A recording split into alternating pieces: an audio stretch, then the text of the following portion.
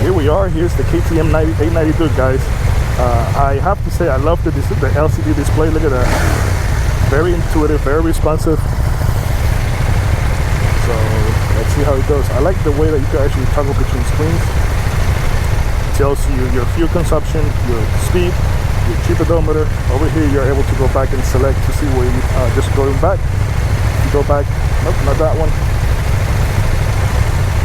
Sorry, set.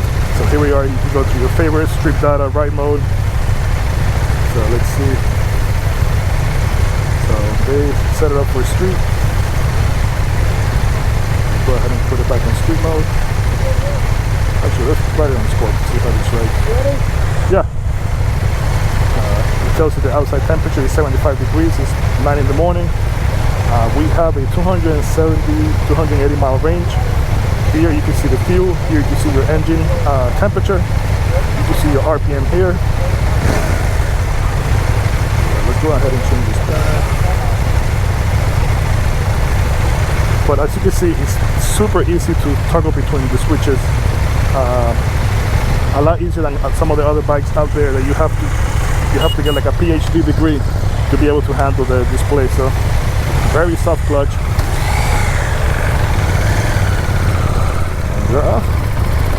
I currently ride an Yamaha FJR 1300, and compared to that motorcycle, this thing feels so nimble. This bike has 121 horsepower, 73 foot-pound of torque.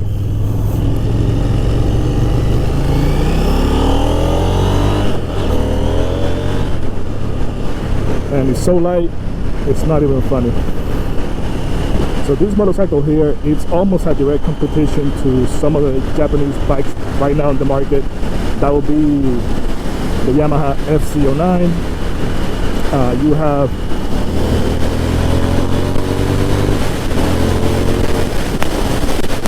have the Honda. You either go with either the 600. You also have those CD 1000 bikes. When you compare the weight to power ratio with this motorcycle, it's night and day. The only thing I don't like about this motorcycle, obviously I knew that coming in, was the fact that you don't have any type of shield, so you're not going to get any type of wind protection. So this bike, at least for myself, if I was to ride this, it will be more of a around town type of motorcycle. Again, just because no wind protection. But I have to say, this motorcycle feels great, very nimble, very responsive. Again, you could go back through your screens right there. And again, this is me riding this motorcycle in street mode. This is not sport mode. So I'm sure in sport mode it's probably going to be a lot more responsive, and it's probably going to pick up the horsepower and the torque at a better range, and it's going to be just a lot better motorcycle riding. So right now we're doing 62 miles an hour. We're going here St. Florida back roads. Right now I'm doing 60 miles an hour, and the motorcycle right now feels around, it's hovering around almost 4,000 RPM.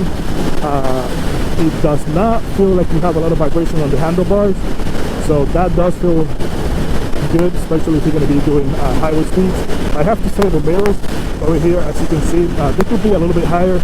I don't know if you're able to get it on the camera, but even me playing with them when I was waiting over there at the meetup area, there is no type of what you call them, you're not able to see back. So unless you move your arm, unless you move your head to the side, there's no way for you to be able to get a full view of the back. So you definitely need to get aftermarket mirrors or perhaps some extenders.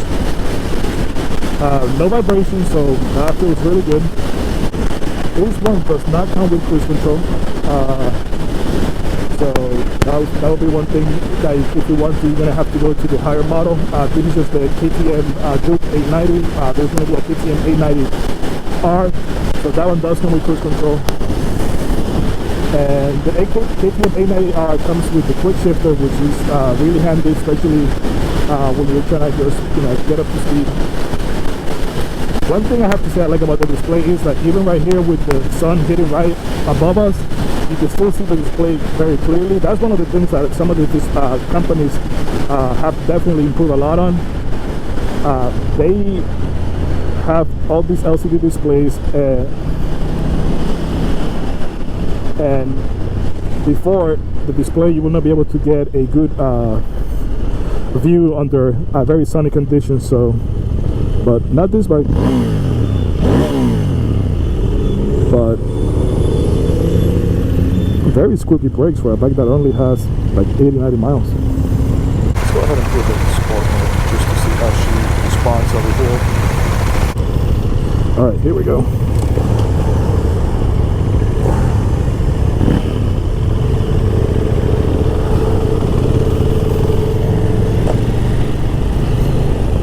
So I have to say, changing it to R, you can definitely feel it.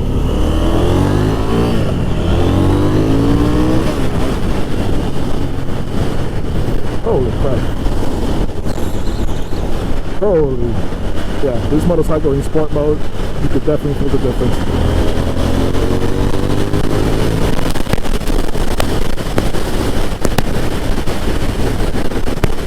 So I have to say right there, when I was around 70 miles an hour, you do feel a little bit more vibration. This exhaust, for being factory, it does have a nice throaty low sound compared to a lot of these stock exhaust. So I have to say I do like that, but I'm sure these motorcycles with an aftermarket exhaust like a Two Brothers or one of those brands, if you put a full exhaust header all the way down to the back, it's going to sound crazy. It's going to make a lot more power too.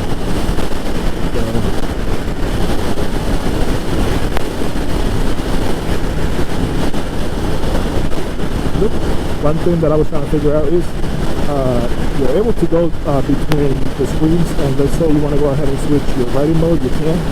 So, and all you got to do is let go of the throttle, and it's going to go ahead and switch modes, which is what I did. So again, if you are different riding conditions, you're able to switch between.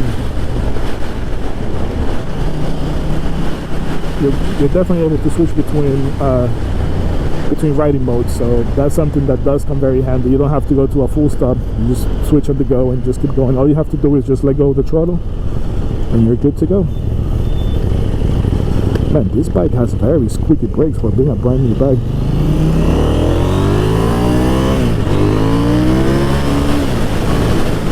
And you could definitely feel the difference in response right there. I went ahead and just punched it first, second, and a little bit of third gear. You can definitely feel the motorcycle being more tame. It's not as responsive, so you're not gonna get as much bark. A rider like me, I'm not one of that really likes to go guns blazing, so I have to say I would probably be one that ride the motorcycle on road mode, but you could definitely feel the big difference in sport mode between when you go in when you're shifting between gears. So let's see, we're supposed to be hitting some curves here in a second, so I'm looking forward to being able to see just how nimble she is on the corners.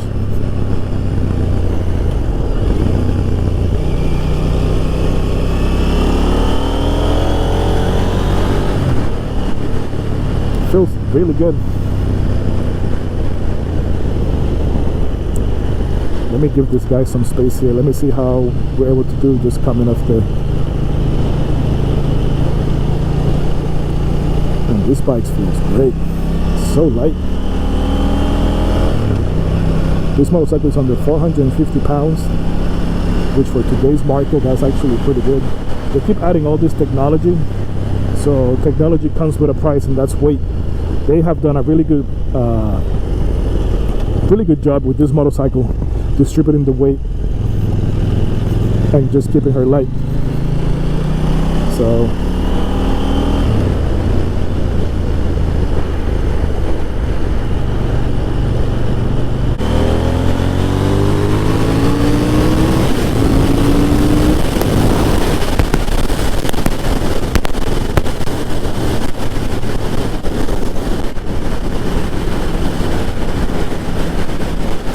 my thoughts on this motorcycle: very well made, very light, very nimble. Power to weight ratio is there.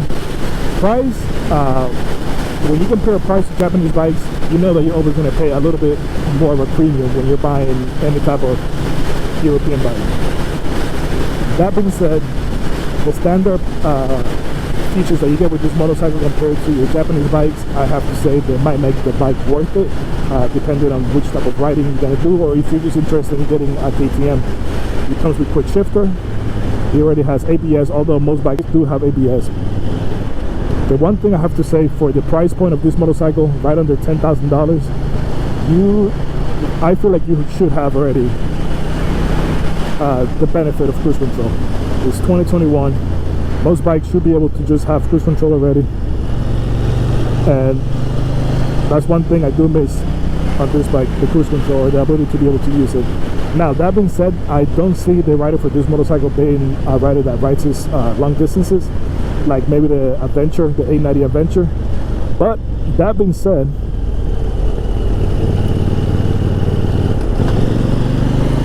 this bike does feel great. It rides really good.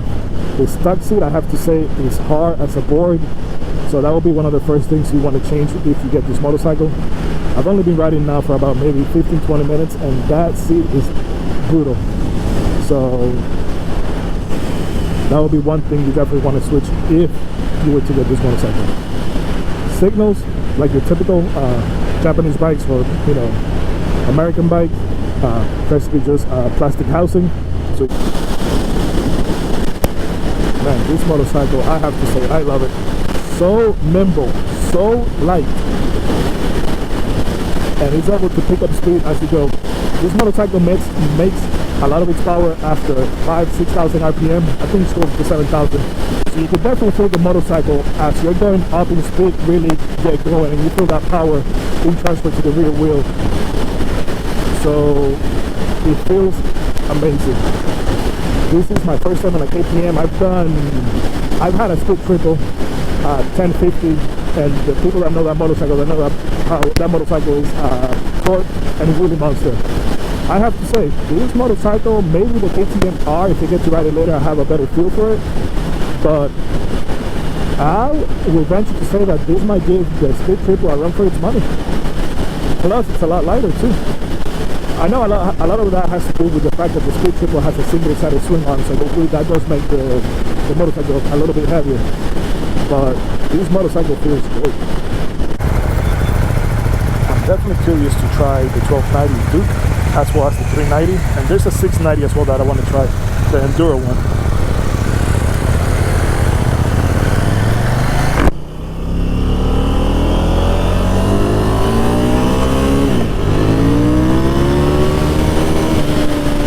And 70 miles in second gear. That's crazy for motorcycle.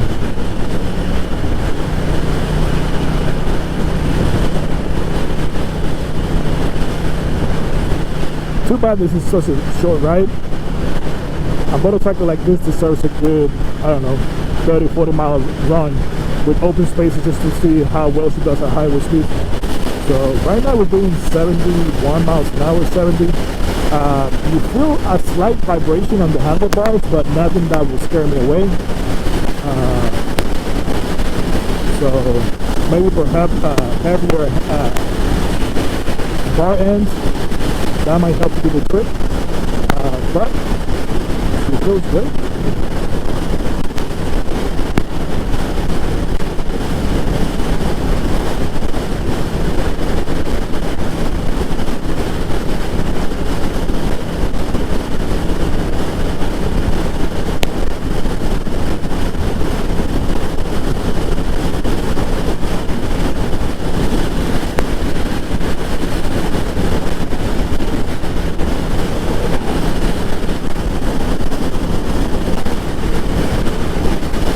So this motorcycle feels more like a dual sport, more like a supermoto, that's what I mean.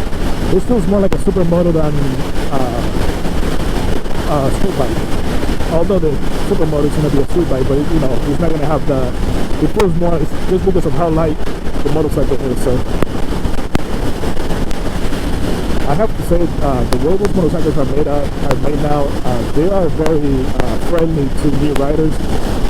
Although a new rider should never get anything like an 890, however, with the riding modes, if you are an astute rider and you know to stay within your limits, you will definitely be able to ride a motorcycle with this power and be able to grow into it.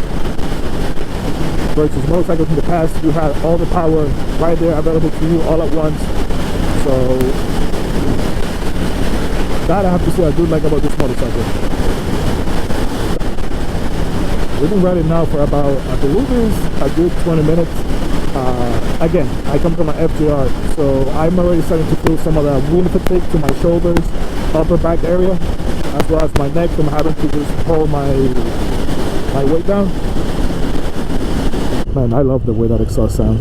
But it doesn't have the LED headlight like it does with the KTM R.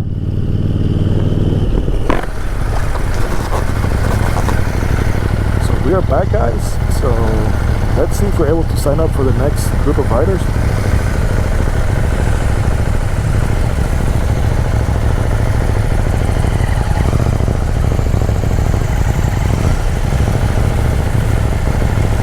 Gotta see when it's gonna be the next ride, but this one is good, guys.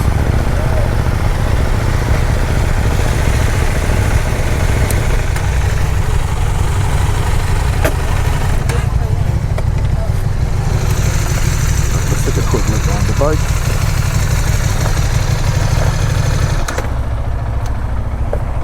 Let's see. Nope, this one does not have the adjustable rear suspension like the KTM R.